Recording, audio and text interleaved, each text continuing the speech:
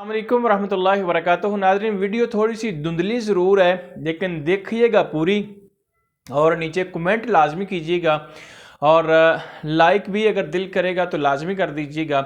इसमें जो मैं बात आपके सामने रखने के लिए जा रहा हूँ, मुफ्ती मुशाहिद हुसैन ने जो जवाबात दिए हैं, उन्होंने नई एक वीडियो जो इस लिहाज से अपलोड की है, उस लिहाज से जो मैं आपके सामने सारी चीज़ें रखता हूँ।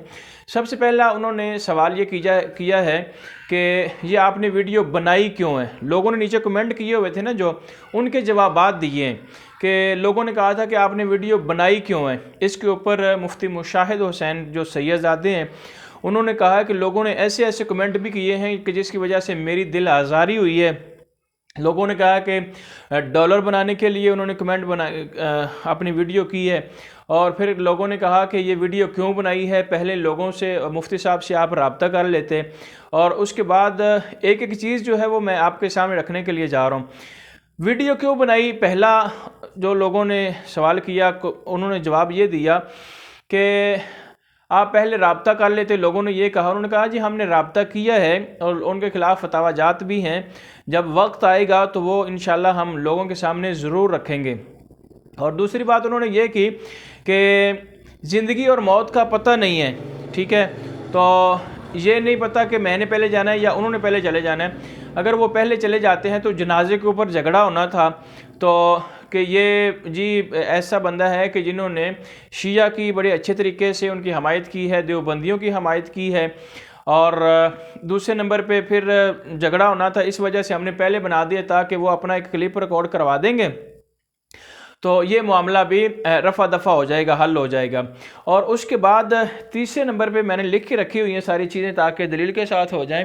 उन्होंने डॉक्टर जलाली साहब का भी एक क्लिप चलाया। उन्होंने डॉक्टर जलाली साहब का हवाला दिया कि डॉक्टर जलाली साहब ने भी कहा था कि मुफ्ती मुनीबुर रहमान साहब से कॉल पे बात की थी कि आपने ये जो काम किए हैं क्यों किए हैं, इसकी शरई दलील क्या है, इस हवाले से। और धरने का भी फिर उन्होंने हवाला दिया कि अल्लामा खादम हुसैन रिजवी साहब जो थे वो तो इनसे बात ही नहीं करना चाहते थे, तो फिर मुझे उन्होंने कहा कि आप कॉल कर लें अगर उनसे कोई बात करना चाहते हैं। उसकी वजह ये थी कि उन्होंने बयान दिया था सलमान तस्सीर के हवाले से, उन्होंने अफसोस किया था कि ये अफसोसनाक वाक़या है, उनके जो अहल खाना है उनके साथ मैं इजहार ताज़ियत करता हूँ। इस वजह से अल्लामा खादम हुसैन रिजवी साहब का भी उनके साथ कुछ ऐसे क्लैश चल रहे थे, इसकी वजह से उन्होंने रब्ता नहीं किया था। तो वो अपने जवाबात में ये वाली बात भी उन्होंने क्लिप लगाया है। फिर वो कहते हैं कि आप लोगों को मेरे अंदाज से इख्तलाफ हो सकता है, लेकिन यार मेरे दलाइल से तो आप उसका रद्द करें। दलाइल को दलाइल से ही रद्द किया जाता है, दलील को आगे दलील दें, कोई उसके कवि है तो। वो कहते हैं कि अंदाज से आपको इख्तलाफ हो सकता है, लेकिन जो दलाइल हैं उसके ऊपर आप बात करें। तो इसके ऊपर उन्होंने कहा जी, बाद लोगों ने कहा कि हम पल्ला आदमी होना चाहिए था, तो इसके ऊपर फिर उन्होंने आला हजरत की मिसाल दी कि शाह इस्माइल दहलवी जो थे वो पहले ही मर चुके थे, पहले ही दुनिया से जा चुके थे, तो उसके ऊपर आला हजरत ने फिर बाद में बात की, ठीक है। तो अगर उम्र का ही लिहाज किया जाता तो फिर आला हजरत भी बात ना करते।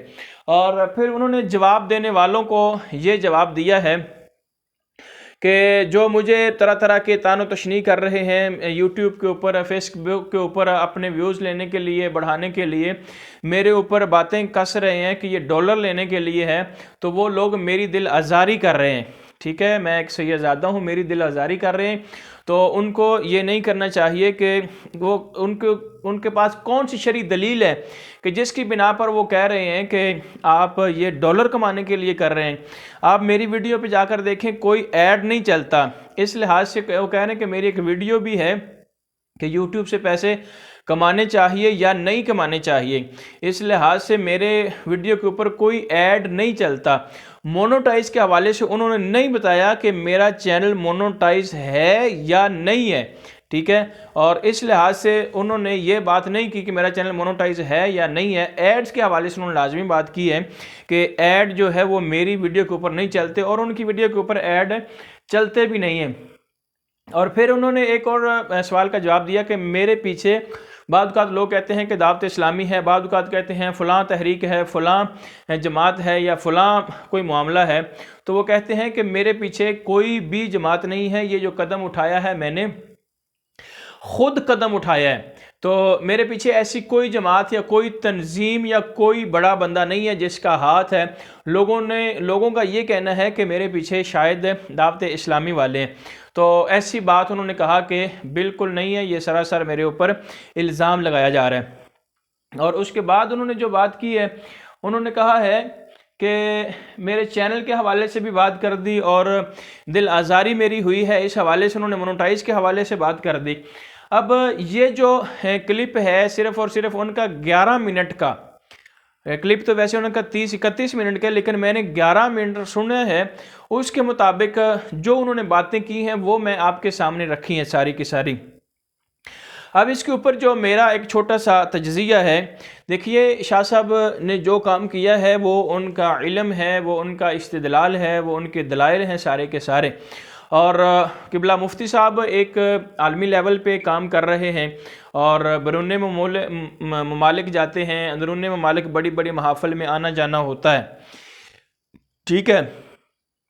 تو قبلہ مفتی اعظم مفتی منیب الرحمان صاحب جو ہیں، انہوں نے یہ لوگوں کے ساتھ میل جول رکھا، ان کے اندر اب جو ان کی نیت ہے اصل تو وہی بتا سکتے ہیں نا کہ یہ وہ کیوں گئے ہیں یا کیا وجہ ہو سکتی ہے۔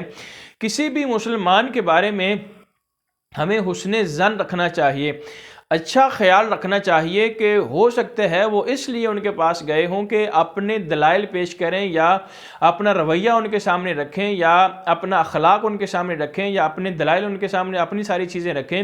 ہو سکتا ہے کہ وہ مفتی صاحب کا چال چلن، بیٹھنا اٹھنا، چلنا پھرنا، کھانے پینے کا انداز، سب چیزوں کو دیکھ کر ہو سکتا ہے کہ مفتی صاحب کا اخلاق دیکھ وہ لوگ بھی ہمارے ساتھ آ کر جڑ جاتے، شاید یہ بھی نیت ہو سکتی ہے۔